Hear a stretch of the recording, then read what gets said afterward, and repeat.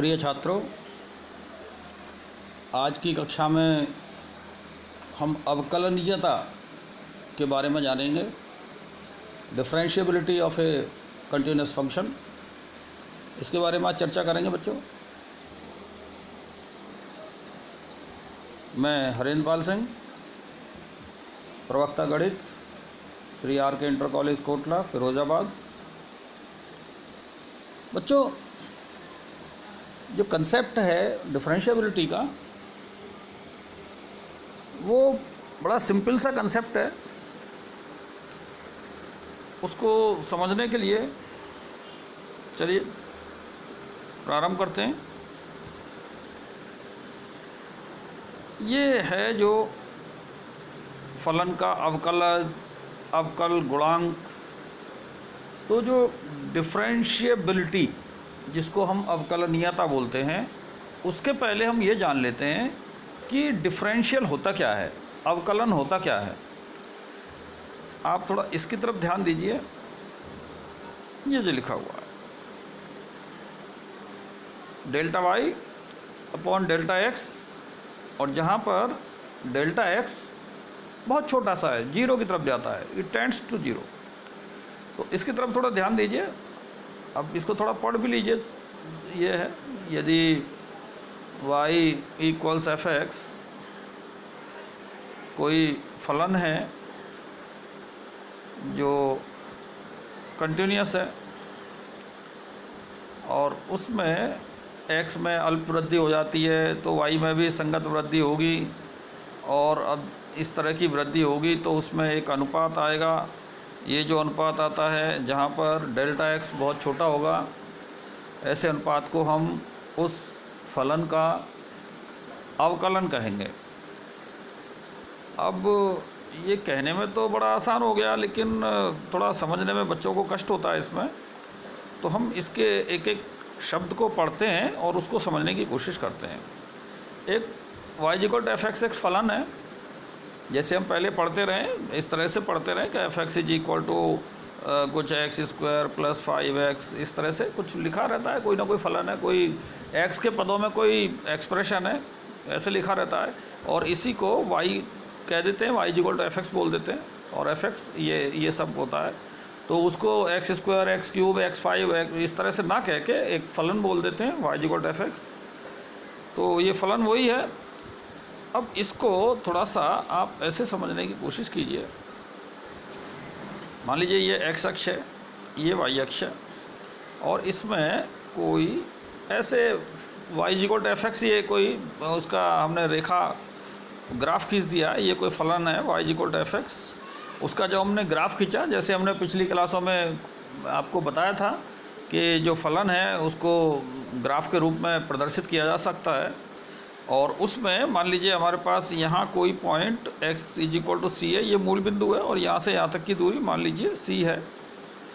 तो ये जो दूरी आएगी ये यहाँ, इसको हम एफ सी दूरी बोलेंगे, क्योंकि ये यहाँ से यहाँ तक c है। तो यहाँ पर जो आ जाएगी, ये जो लंबाई आएगी जो y अक्ष के ऊपर नापी जाएगी, वो एफ सी बोली जाएगी।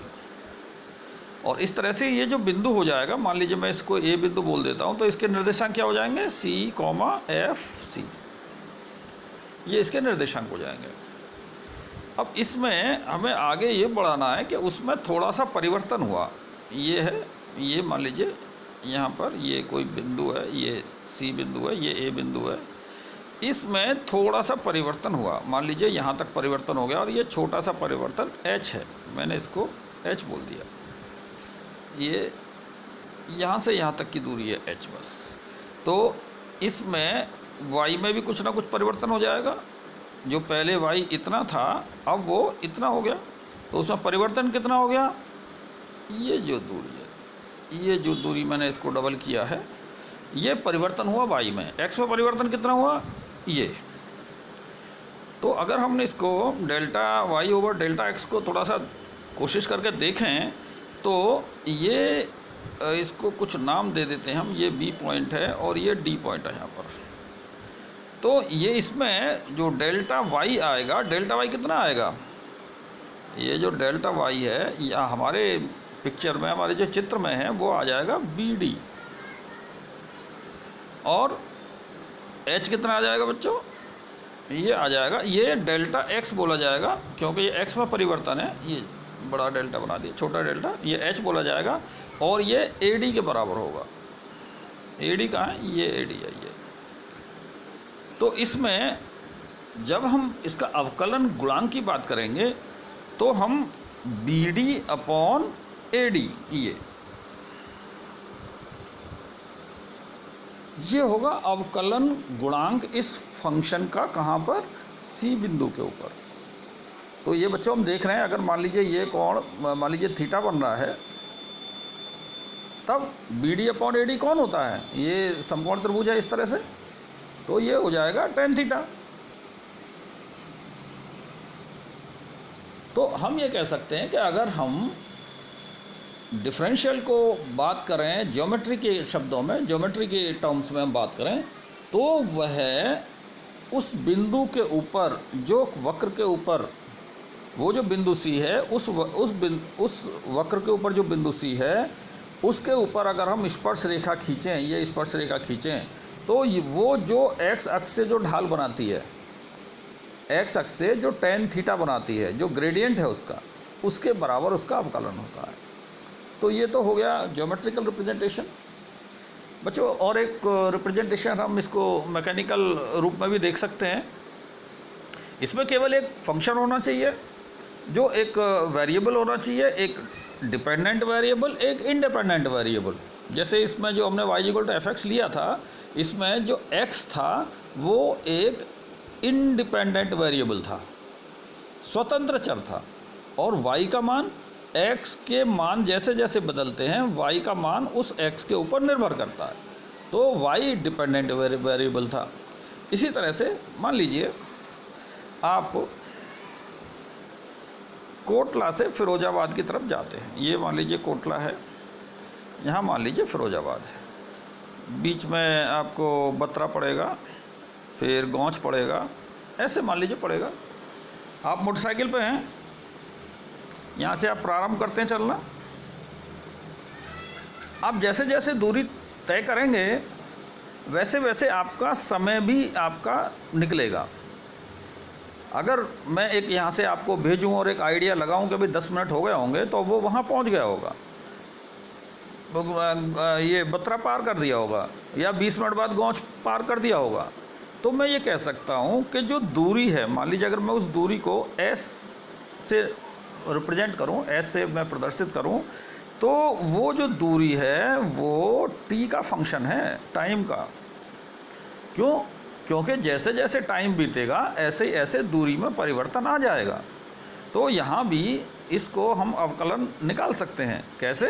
अवकलन जब हम निकालेंगे तो जो डेल्टा S है, मतलब दूरी में परिवर्तन बटे डेल्टा t में परिवर्तन, जहाँ पर डेल्टा t बहुत छोटा सा है, 0 की तरफ जाता है, तो ये उस S फंक्शन का अवकलन हो गया। अवकलन गुणांक निकाल दिया हमने ये उसका। लेकिन असल में हुआ क्या है? असल में हुआ है कि ये दूरी है, ये समय है। तो दूरी बटे समय क्या होता है बच्चों? स्पीड, उसकी वेलोसिटी, उसकी चाल। तो ये अगर हम कोई डिस्टेंस और टाइम की बात कर रहे हैं, और कोई फंक्शन डिस्टेंस, और distance is a function of time, अगर वो जो दूरी है वो टाइम का एक फलन है, तो उसका अगर हम अवकलन गुणांक निकालेंगे तो वो कौन देगा? वो हमें उसकी वेलोसिटी दे देगा। तो इस तरह से ये अवकलन गुणांक का मतलब ये होता है बच्चों। मैंने आपको दोनों तरह से बताया कि ये अवकलन गुणांक आपका ज्योमेट्रिकली क्या होता है और मैकेनिकली क्या होता है। अब हम बात करते हैं डिफरेंशिएबिलिटी की। डिफरेंशियल तो हमने जान लिया, डिफरेंशियल क्या होता है। डिफरेंशियल इसको बोलते हैं,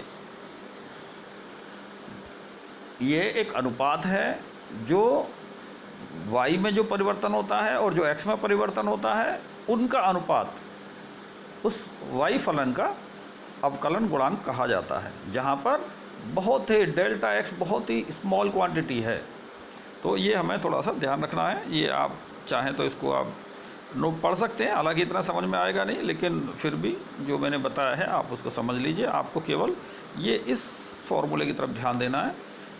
ये जो इधर लिखा हुआ है dy बाई डी एक्स, आप इसको केवल ये समझें कि ये y का अवकलन गुणांक है x के सापेक्ष। बच्चों आप जानते ही हैं कि जो गणित है, mathematics is the language of symbols. इसमें सिंबल का बहुत बड़ा महत्व है और वहाँ पे आसान भी बनाता है ये गणित को, लेकिन तो बच्चों में थोड़ा कन्फ्यूजन भी पैदा करता है। अब यहाँ पर हम कह रहे हैं, ये वाली जो बात कह रहे हैं, ये मैं कह रहा हूँ कि ये अनुपात है, और यहाँ मैं कह रहा हूँ कि नहीं ये अनुपात नहीं है, ये सिंबल है, तो ये बच्चों में कन्फ्यूजन हो जाता है उसमें। तो आप इसको थोड़ा सा इस पर गौर करें, इस बात को कि यहाँ देखें ये जो लिखा हुआ है, ये यहाँ से जो लिखा हुआ है, जो delta y over delta x है, ये एक निष्पत्ति है, जबकि dy बाई डी एक्स एक सिंबल है, जिसमें इसको ये कहा जाएगा कि जो y का अवकलन गुणांक है वो x के सापेक्ष ज्ञात किया गया है। बस इसमें इतना ही है, और ये इतनी बड़ी चीज़ को ना लिख के हम इसको केवल इतने छोटे से रूप में लिख सकते हैं। अब बात करते हैं डिफरेंशिएबिलिटी की। तो कोई फलन अवकलनीय कहा जाएगा यदि ये जो लिमिट है इसका अस्तित्व होगा। तो आप देख रहे हैं अवकलन गुणांक तो हमने निकाल दिया, ये निकाला है यहाँ पे, ये अवकलन गुणांक की परिभाषा दे दी, लेकिन डिफरेंशिएबिलिटी की जो परिभाषा है वो परिभाषा ये है कि कोई भी फंक्शन अवकलनीय होगा यदि ये जो लिमिट हमने दी है इसका अस्तित्व है। लिमिट का अस्तित्व कब होता है बच्चों? आपने 11th में पढ़ा था और बाद में हमने 12th की कक्षाओं में भी इसकी चर्चा की है। यदि लेफ्ट हैंड लिमिट और राइट हैंड लिमिट एक समान होंगी तो फलन, तो उस लिमिट का अस्तित्व कहा जाएगा। ये कहा जाएगा कि लिमिट का अस्तित्व है, सीमा का अस्तित्व है। तो इस तरह से अब ये देखने में तो आसान है, लेकिन यदि हम अब ये देखें कि ये लेफ़्ट हैंड लिमिट है, राइट हैंड लिमिट है, तो कैसे हैं, तो उसमें हमें लेफ़्ट से जाना पड़ेगा, राइट से जाना पड़ेगा, किसी की जगह a माइनस एच रखना पड़ेगा, किसी की जगह a प्लस एच रखना पड़ेगा। तो उसको थोड़ा सा आगे बढ़ाते हैं। इसी बात को, ये जो लिखा है, इसी बात को हम थोड़ा सा दूसरी भाषा में बोलते हैं। दूसरी भाषा में कैसे? जैसे ये जो डेल्टा एक्स है, मान लीजिए मैंने डेल्टा एक्स को एच कह दिया। डेल्टा एक्स कौन है? एक्स में छोटा सा परिवर्तन। और डेल्टा वाई कौन है? डेल्टा वाई है वाई में परिवर्तन या एफ एक्स में परिवर्तन। और तो मैं ये कह सकता हूँ कि डेल्टा वाई जो है वो F x plus H minus F x है। थोड़ा और साफ लिख देते हैं। जो डेल्टा वाई है वो है वाई में परिवर्तन। वाई कौन है? F x. तो ये F x plus H minus F x, ये है डेल्टा वाई। और मैंने डेल्टा एक्स को बहुत छोटा सा मान लिया है, हालांकि मैं इसमें भी एक्स माइनस और स्मॉल एक्स लिख सकता हूँ, लेकिन मैंने इसको सिंपली परिवर्तन को एच मान लिया। और ये एच वहीं से आता है जहाँ से जब हमने उसमें परिवर्तन किया है, तब ये एफ एक्स की जगह पर एक्स प्लस एच आ जाएगा। हाँ, एक बात ज़रूर है, एच दो तरह से हो सकता है। एक तो राइट हैंड साइड में जा सकता है। एग्जाम्पल देख लेते हैं।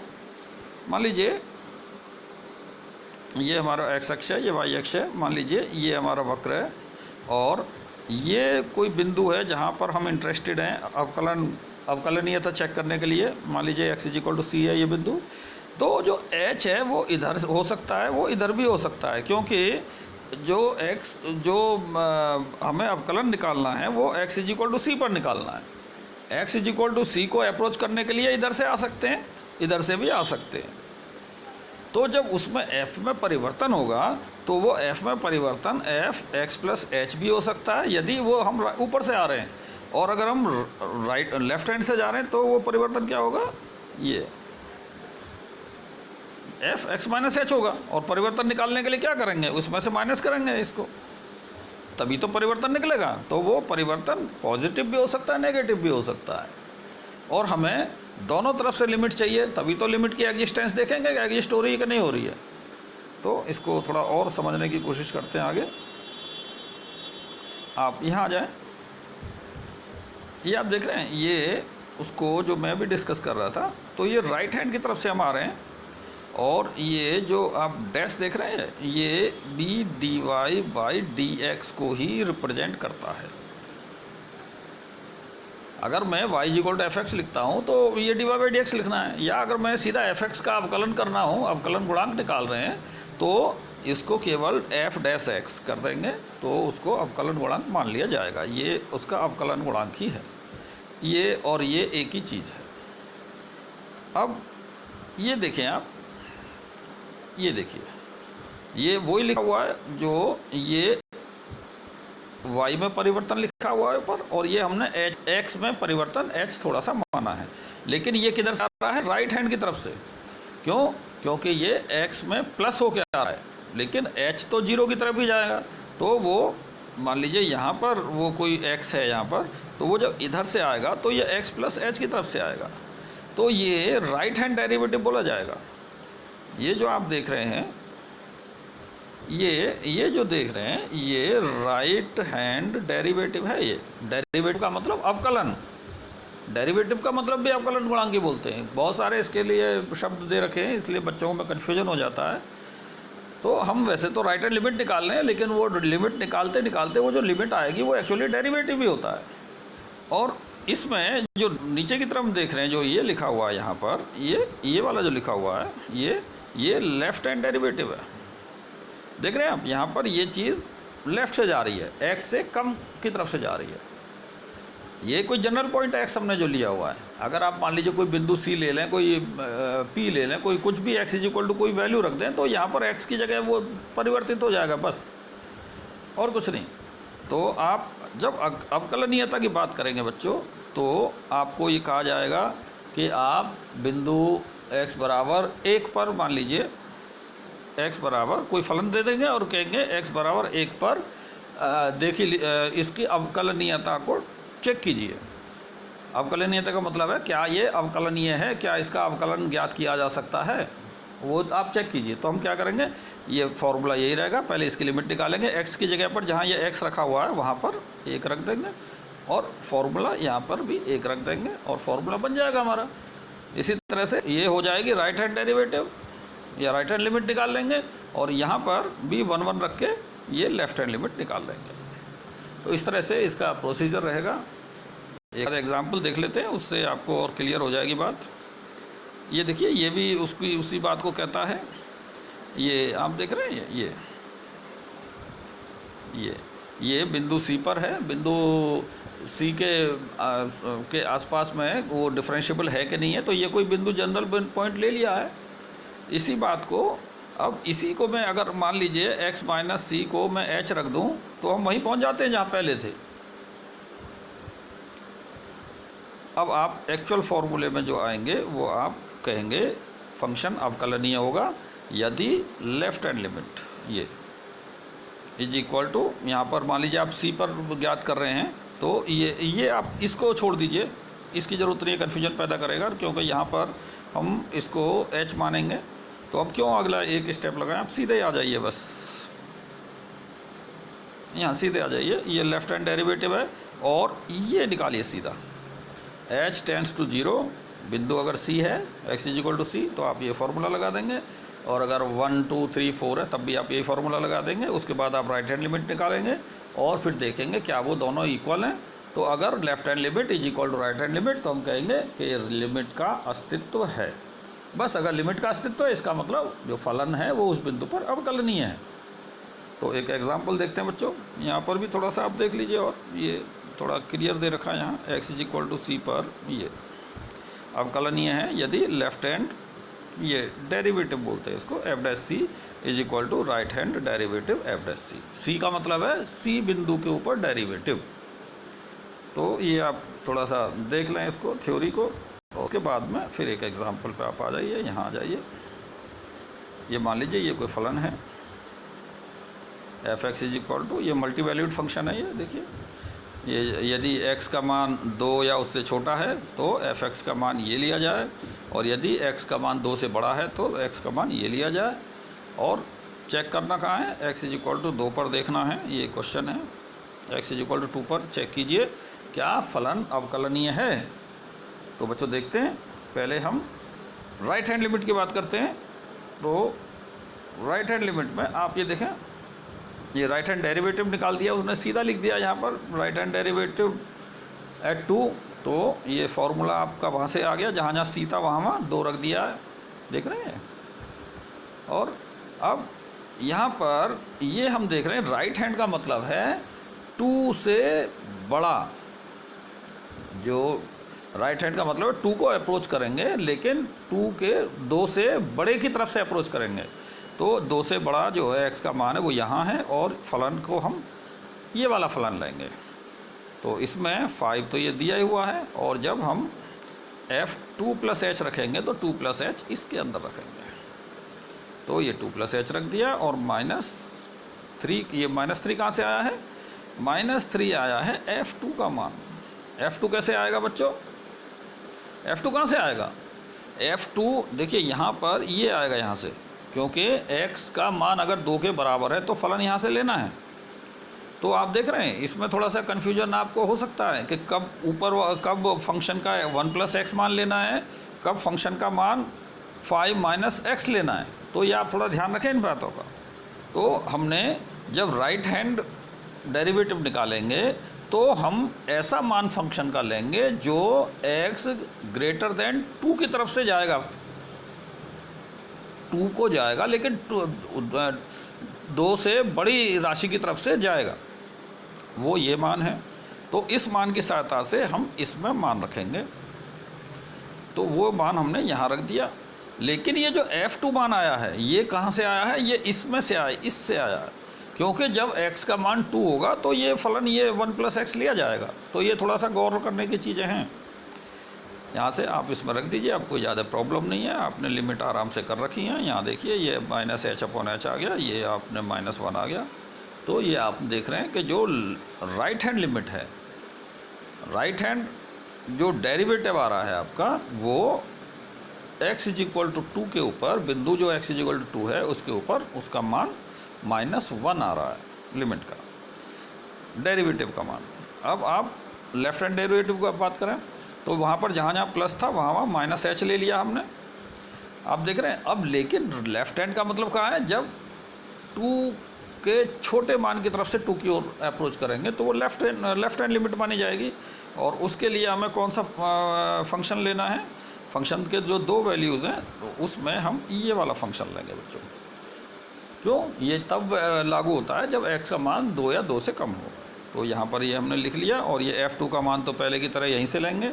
अब फिर जब हम इसको सॉल्व कर रहे हैं तो हमने ये देखा कि जब इसको आगे सॉल्व किया है, ये देखिए यहाँ पर, तो जब आप इसको खोलेंगे तो ये 3 से 3 कैंसिल हो जाएगा, -h से माइनस, और ये प्लस का 1 आ जाएगा। तो हम देख रहे हैं कि left hand derivative is not equal to right hand derivative. Left hand derivative जो आ रहा है वो प्लस का 1 आ रहा है, राइट हैंड डेरिवेटिव -1 आ रहा है। इसका मतलब ये लिमिट एग्जिस्ट नहीं करती। इसका मतलब जो फलन है वो x इज इक्वल टू 2 के ऊपर अवकलनीय नहीं है। तो ये इसके लिए इस तरह से आप अप्रोच करेंगे क्वेश्चन को। और यहाँ ये जो नीचे ये दिया हुआ है आंसर में, ये आप बात ज़रूर लिख देंगे। Left hand derivative at x is equal to 2 is not equal to right hand derivative at x is equal to 2। इसलिए ये जो फलन है ये अवकलनीय नहीं। ठीक है, यहाँ पर ये आगे लिखा हुआ नहीं है, आगे नहीं, अवकलनीय नहीं है। बस एक और क्वेश्चन देख लेते हैं। एक क्वेश्चन ये है बच्चों, ये है, दिखाइए f(x) is equal to x², x is equal to 1 पर अवकलनीय है, और f ये डैश भी लिखा हुआ है यहाँ पर, मतलब f'1 का मान भी ज्ञात कीजिए। तो ये आप सवाल देख लें इसमें।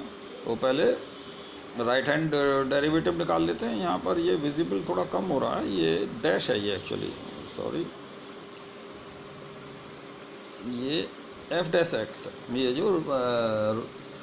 जो f'1 लिखा हुआ है, मतलब derivative of the function at x is equal to 1, और वो r का मतलब है राइट हैंड। तो इसमें फॉर्मूला हम प्लस वाला ले लेंगे यहाँ पर, और यहाँ पर तो मल्टी वैल्यूड फंक्शन है नहीं, दोनों बार यही वैल्यू आएगी। और ये फॉर्मूला आप ज़रूर देख लें कि जो यहाँ पर प्लस एच, ये भी प्लस एच, और जब लेफ्ट हैंड वाला होता है तो माइनस एच और माइनस एच, बस इतना ही अंतर है दोनों में। तो राइट हैंड डेरिवेटिव निकाला हमने देखा, इसमें मान रखा, ये सॉल्व किया इसको, और यहाँ पर हमने देखा ये h टेंड्स टू 0, सॉरी, और ये वैल्यू आ गई इसकी 2। तो ये राइट हैंड डेरिवेटिव निकाला। अब लेफ्ट हैंड डेरिवेटिव की बात करते हैं। तो इसमें जहाँ जहाँ प्लस था h में, यहाँ पर, यहाँ ये माइनस का हो गया, माइनस का लिख दिया हमने यहाँ, ये माइनस का, ये वाला, ये जो लिखे हुए हैं, यही दोनों में अंतर भी है लेफ्ट हैंड लिमिट और राइट हैंड लिमिट निकालने में। आप इसको सॉल्व करेंगे तो यहाँ पर हम देखेंगे, यहाँ पर ये आ जाएंगे, ये देखिए, इसको सॉल्व कर देंगे, ये 1 से 1 कैंसिल हो जाएगा, h कॉमन ले लीजिए, और फिर आपको आंसर में ये 2 मिल जाएगा। तो हम देख रहे हैं left hand derivative is equal to right hand derivative. तो आप इसको इतना ये ज़रूर लिख दीजिए, ये वाली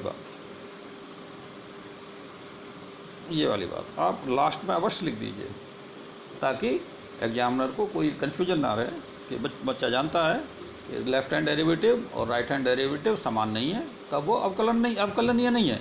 लेकिन इस केस में दोनों डेरिवेटिव लेफ्ट हैंड साइड से भी राइट हैंड साइड से भी समान है, और उनका मान कितना है 2। तो ये जो मान पूछा था, तो ये मान भी उत्तर में लिखना है। तो आपने ये क्वेश्चन देखा, इस तरह से आप इनको सॉल्व कर लेंगे बच्चों। अब मैं होमवर्क देता हूँ आपको, ये होमवर्क ले लीजिए। तो ये f(x) is equal to x, और ये मॉडुलस के अंदर x, absolute value x is equal to 0 पर अवकलनीयता चेक करनी है इसमें। और थोड़ा संकेत के लिए मैंने इसको बता दिया है कि ये जो मल्टी वैल्यूड फंक्शन है, और ये x के 0 के मान के बराबर, जब x इज इक्वल टू 0 होगा या उससे बड़ा होगा तो कितना मान होगा, और यदि छोटा होगा तब कितना मान होगा। तो इसके हिसाब से आप 0 के ऊपर उसकी अवकलनीयता निकालिए। ऐसे ही ये मल्टी वैल्यूड फंक्शन है। और एक यहाँ देखें, ये क्वेश्चन नंबर जो 5 दे रखा है, इसको भी आप थोड़ा ये देख लीजिए, x इज इक्वल टू 0 पर अवकलनीय है कि नहीं है। ये भी मल्टी वैल्यूड फंक्शन है। और ये क्वेश्चन नंबर 6 आप देखें ज़रा, ये भी सेम मल्टी वैल्यूड फंक्शन है। तो आप थोड़ा कोशिश करें इनको करने के लिए। और एक बात और है, ये जितने भी जो डिफरेंशिएबल, जितने भी बीजीय फलन होते हैं, वो सभी कंटिन्यूस भी होते हैं और अवकलनीय भी होते हैं, बीजीय फलन। तो इसमें आपको ज़्यादा मेहनत करने की ज़रूरत नहीं है। लेकिन आप ये डायलॉग लिखेंगे नहीं, उसमें आप करके दिखाएंगे, लेफ्ट हैंड डेरिवेटिव निकालेंगे, राइट हैंड डेरिवेटिव निकालेंगे, और तब उसको सॉल्व करेंगे। और एक ये है क्वेश्चन नंबर 7, और क्वेश्चन नंबर 8 और क्वेश्चन नंबर 9 में k की वैल्यू निकालनी है बच्चों। तो k की वैल्यू निकालने के लिए आप पहले ये डेरिवेटिव निकालिए दोनों तरफ से, left hand derivative, right hand derivative, f'5 पर, x इज इक्वल टू 5 के ऊपर निकालिए, और उसको 97 के इक्वल रखिए, तो आपको k की वैल्यू मिल जाएगी। तो इस तरह से ये आपका होमवर्क है, आप होमवर्क भी करें, और जो कोई प्रॉब्लम, जो बात समझ में नहीं आ रही है, उसको आप ग्रुप में उठाएं। आज इतना ही करेंगे बच्चों। कल अगली क्लास में बात करेंगे अवकलन, जो हमने बात अभी कर भी ली है, जो डिफरेंशिएशन, हालांकि हमने डिफरेंशिएशन से शुरू किया है, लेकिन उसको विस्तार से अवकलन की बात करेंगे अगली कक्षा में। आज इतना ही, थैंक यू।